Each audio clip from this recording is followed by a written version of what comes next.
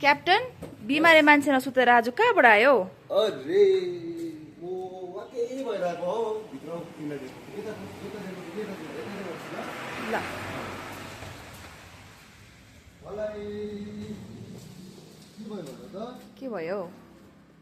डक्टरहरूले वाक्कै पार्यो उम्, एउटा डक्टरले के भन्छ एउटा डक्टरले के भन्छ एउटा डक्टरले के भन्छ हो अँ म फेडअप भइदिएँ अँ त्यो भएर चाहिँ अब सुसाइड गर्नु लागि गन किनेर लिएर गएको छु हो के अब दबाई खानु छोडिदिएको अब म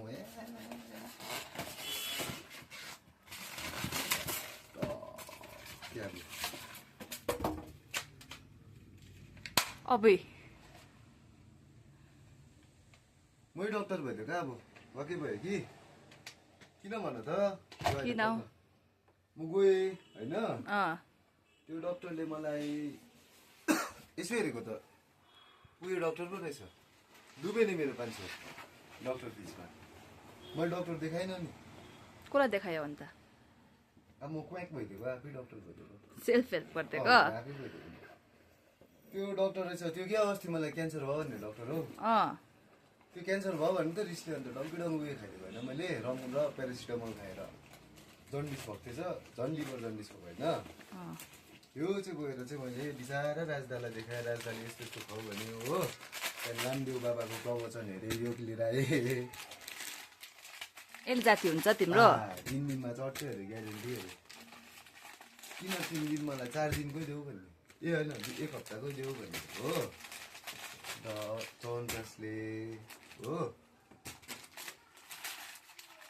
अरे हो हो यो पानी पिसी खानु अरे यो पनि खानु अरे हो यो पनि खानु अरे क्याप्टनले लिभर बचाउनु अरे? यो पनि खानु अरे चट्टै हुन्छ अरे 1 महिनाको कम्प्लिट गर्नु भन्यो यो अब छुट्टा प्यान्टर्सको दबाई तर सनग्लास चाहिँ मैले नखोल्नु भने यो चाहिँ ल्याएर बस्छु भने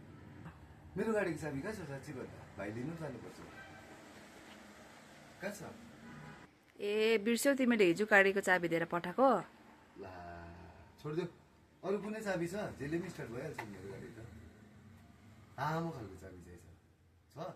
घरको तालाको चाबी दिनु? अब हुन्छ त्यसले पनि गरिदिन्छु त्यो लगेर जाउँ ल नानी लिनु